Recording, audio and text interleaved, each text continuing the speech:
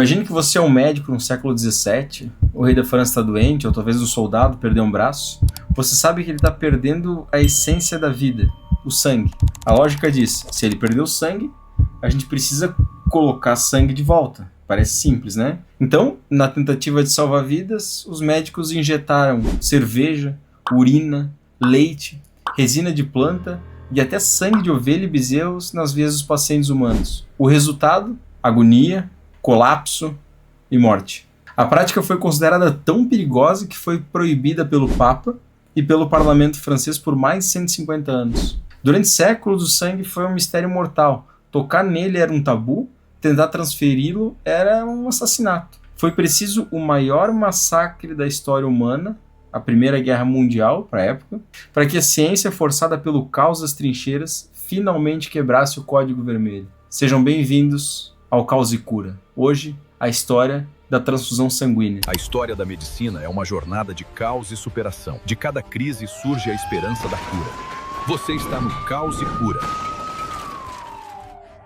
Antes das guerras mundiais, a transfusão era, na melhor das hipóteses, uma roleta russa. De acordo com um artigo histórico da Sociedade Britânica de Hematologia, o obstetra James Blundell realizou a primeira transfusão humano para humano bem documentada em 1818, para salvar as mulheres da hemorragia pós-parto. Ele salvou algumas vidas, mas matou outros pacientes. E ninguém entendia o porquê, se era sangue. Às vezes o sangue era aceito, outras vezes o paciente entrava em choque, a urina ficava preta e o paciente entrava numa falência renal. O sangue parecia ter uma personalidade própria naquela época, rejeitando intrusos.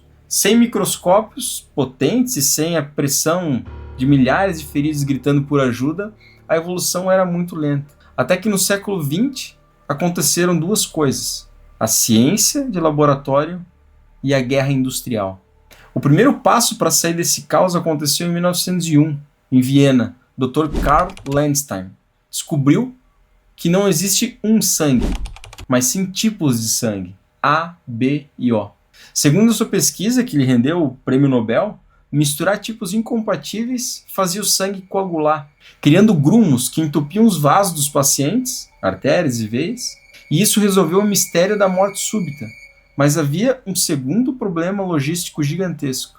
O sangue fora do corpo coagula em minutos, vira uma gelatina sólida. E isso significava que para trazer ou para fazer uma transfusão de sangue, o doador tinha que estar deitado ao lado do receptor, com um tubo ligado na veia do receptor e do doador. Imagina fazer isso no meio do bombardeio, na lama, tentando achar um doador compatível enquanto o soldado morre. É impossível. A medicina tinha que descobrir um jeito de manter o sangue líquido e guardado. E a resposta veio, ironicamente, na véspera da Primeira Grande Guerra. Em 1914, os canhões infelizmente começaram a rugir. O número de feridos era tão alto que o método braço a braço de transfusão se tornou ridículo. A necessidade desesperada de estocar sangue forçou uma inovação química que ia mudar tudo. Foi no inferno da frente ocidental que um médico americano chamado Oswald Robertson fez história.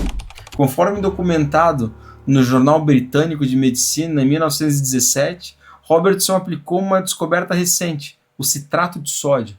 Esse químico ele impediu o sangue de coagular, mas era seguro para o paciente, poderia ser transfundido junto. Robertson criou o primeiro banco de sangue do mundo, ou, como ele chamava, um depósito de sangue. Ele coletava sangue de doadores universais, do tipo O, poderia ser aceito por qualquer um, antes das batalhas, misturava com citrato, glicose e guardava em garrafas de vidro dentro das caixas de munição, forradas com gelo e serragem. Quando os feridos chegavam aos milhares, os médicos não precisavam procurar por doadores. Eles apenas pegavam a garrafa e conseguiam fazer a transfusão. Pela primeira vez na história, o sangue deixou de ser uma parte viva de alguém e se tornou um medicamento de prateleira. Robertson provou que o sangue podia esperar pelo paciente e não o contrário. Mas o vidro quebra e o sangue líquido estraga rápido e precisa de refrigeração constante. Quando a Segunda Guerra Mundial estourou, a logística muda de novo. Como levar sangue para as praias distantes do Pacífico ou para o deserto da África? A resposta veio de um homem que enfrentava a sua própria guerra pessoal contra o preconceito. Dr. Charles Drew, médico afro-americano brilhante, percebeu que no campo de batalha o soldado geralmente não precisava das células vermelhas do sangue imediatamente. Ele precisava de volume para aquele coração não parar de bater. E ele desenvolveu um método para separar o plasma, a parte líquida e amarela do sangue, das células vermelhas. E depois, a grosso modo, secá-las, liofilizar. O plasma seco, vamos dizer assim, ele parecia um pó de café. Ele podia ser transportado sem geladeira, a qualquer temperatura, não quebrava, não precisava de vidro. No campo de batalha, o médico só precisava adicionar água estéril e injetar no paciente. Segundo a Cruz Vermelha Americana, Charles Drew, médico, organizou o projeto Blood for Britain, salvando milhares de vidas em Londres durante os bombardeios nazistas. O insight principal que o caos nos trouxe é esse: a logística salva a vida. Não basta ter a cura, ou seja, o sangue. Você precisa ter ela no lugar certo, na hora certa e na forma certa. Dr. Drew padronizou os protocolos de higiene e armazenamento que a gente usa até hoje. Mas infelizmente tem uma ironia muito cruel nesse caminho. O exército americano segregava o sangue de doadores negros e brancos.